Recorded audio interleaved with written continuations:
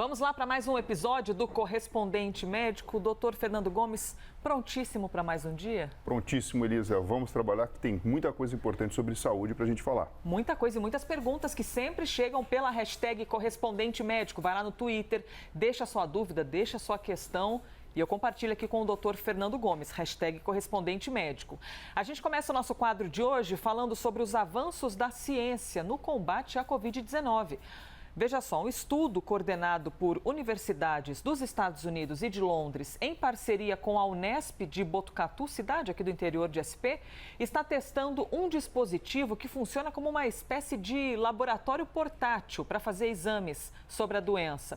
Com apenas uma gota de sangue, é possível saber o perfil imunológico das pessoas contaminadas ou vacinadas. E também é possível identificar se a pessoa pode desenvolver um quadro grave da Covid-19. E um detalhe bastante importante nisso tudo: o resultado sai em 5 minutos apenas. Esse estudo está sendo aplicado de forma inédita aqui na América do Sul e a cidade que participa desse estudo, a única na América do Sul, é Ourinhos, também no interior de São Paulo.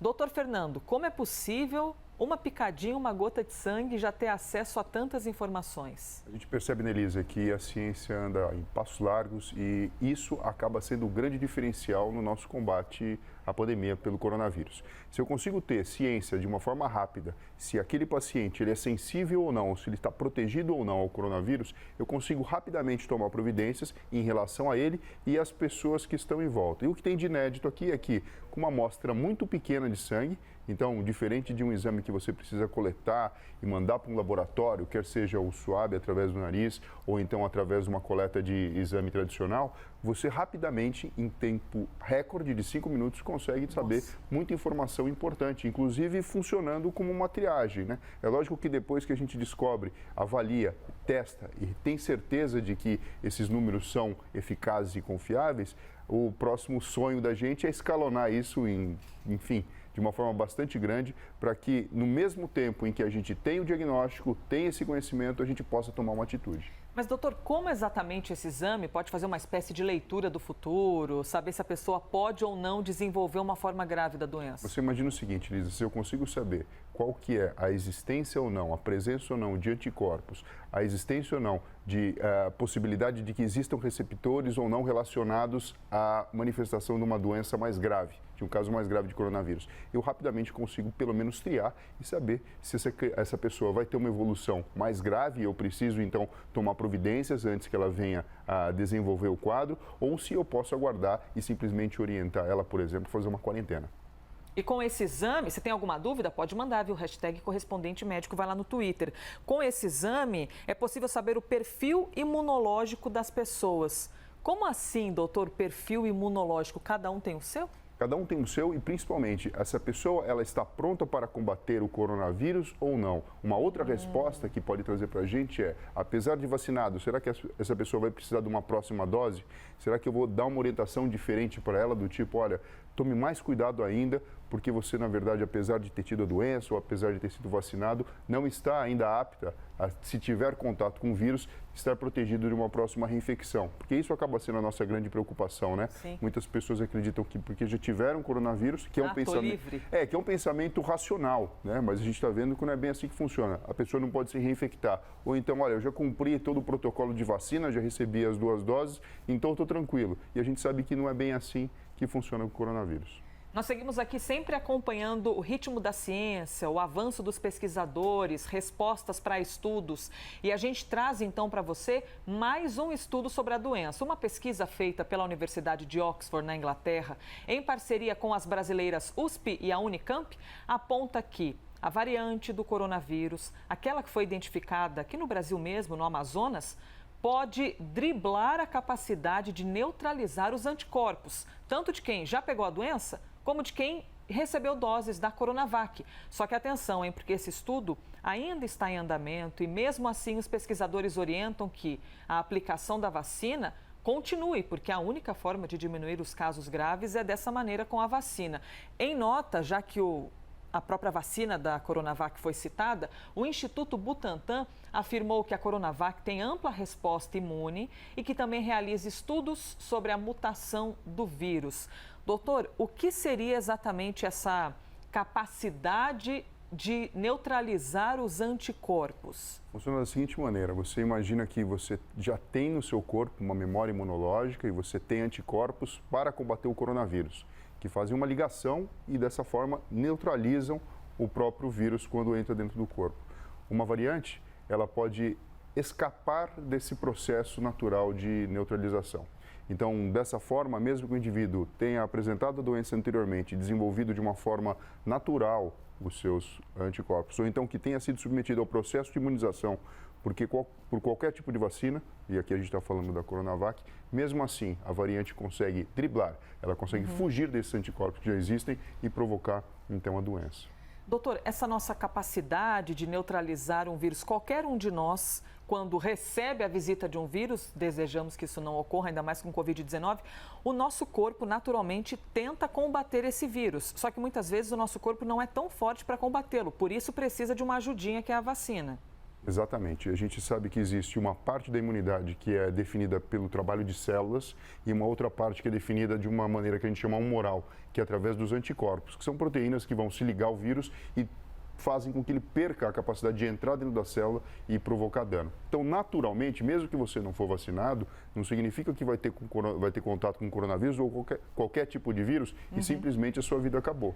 O seu organismo tem mecanismos naturais do sistema imunológico que trabalham a todo momento para identificar o que é diferente, o que é esquisito, o que é estranho em relação ao seu corpo e proteger de alguma forma dessa invasão. Então é um trabalho contínuo e a todo momento isso está acontecendo, porque você imagina o seguinte, Nelisa, nós não vivemos num ambiente estéril. A gente tem contato com os micro-organismos, e aqui eu estou falando de bactéria, estou falando de fungo, estou falando de vírus, os mais tipos diferentes de micro-organismos, e a todo momento o nosso organismo está executando esse tipo de função. Esse estudo está analisando, então, fazendo referência à Coronavac, mas a gente tem observado no mundo inteiro que todos os imunizantes, seja a Coronavac, o da AstraZeneca, o imunizante russo, o próprio imunizante da Johnson, a ciência não consegue explicar ainda com exatidão o quão capazes eles são de combater essas variantes, não é, doutor? Sim, a gente vai perceber isso no decorrer do tempo, conseguindo traçar o perfil imunológico do paciente, identificar o perfil genético do vírus, para identificar então a existência ou não das variantes e observar então qual que é o resultado dessa mistura. Se de fato, por exemplo, a Coronavac é capaz de imunizar a pessoa em relação à forma mais simples, vamos falar, a forma plan, seria assim, né, do coronavírus, ou as demais, que são as variantes.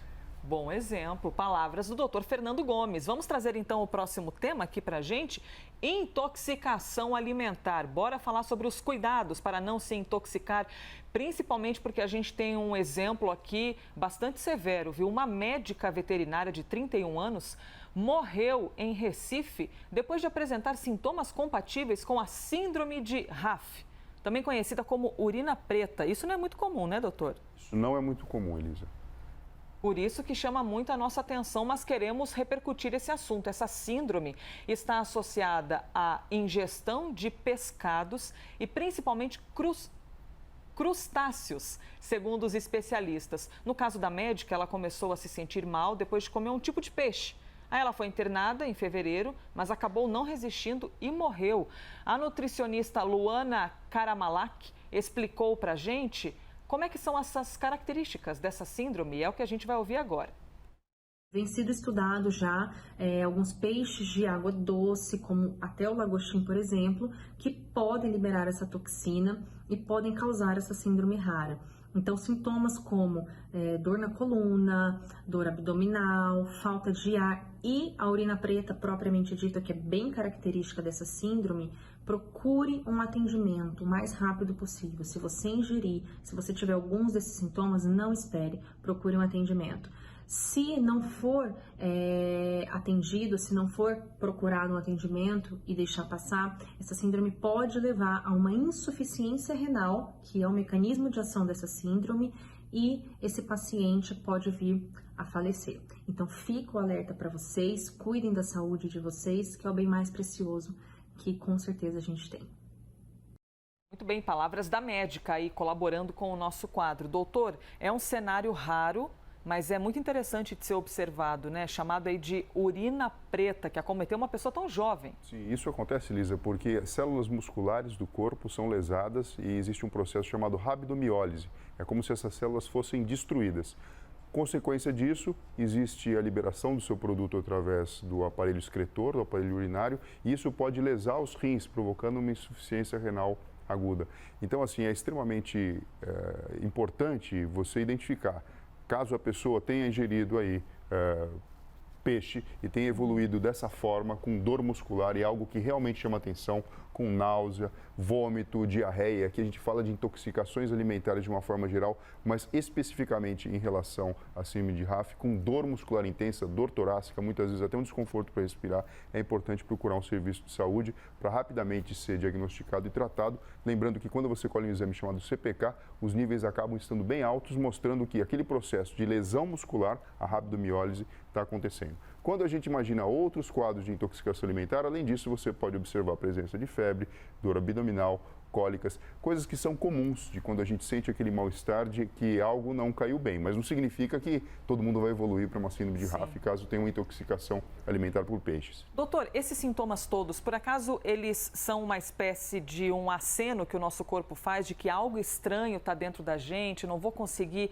digeri-lo muito bem, por isso que começa a apresentar tantos sintomas diferentes ou tem alguma outra relação? O que acaba acontecendo é que o sistema e o aparelho digestivo, quando ele se sente sobrecarregado, quando ele está de fato lidando com, por exemplo, um invasor, um mecanismo de agressão, ele alerta o indivíduo de uma forma bastante clássica, fazendo com que o indivíduo faça uma pausa alimentar, dê tempo ao tempo, para que naturalmente ele tente resolver a situação. Então, quando a gente pega dois sinais ou sintomas que são bastante desagradáveis, como, por exemplo, as náuseas e o vômito e a diarreia, e até mesmo a cólica, que mostra aí o aparelho digestivo funcionando, a gente percebe a tendência do corpo de tentar eliminar esse agressor que está lá dentro. Mas, de qualquer forma, quando a gente percebe que já existe febre, o sistema imunológico e até a própria questão relacionada com imunoalérgicos que podem estar presentes nesse alimento, contaminado ou não, acaba dando sinal. Então, assim, são sinais desagradáveis que fazem com que a gente, além de fazer uma pausa alimentar, muitas vezes venhamos a procurar um serviço de saúde para ser diagnosticado e tratado de forma correta. Você costuma ter problemas aí com a alimentação também? Mande a sua dúvida,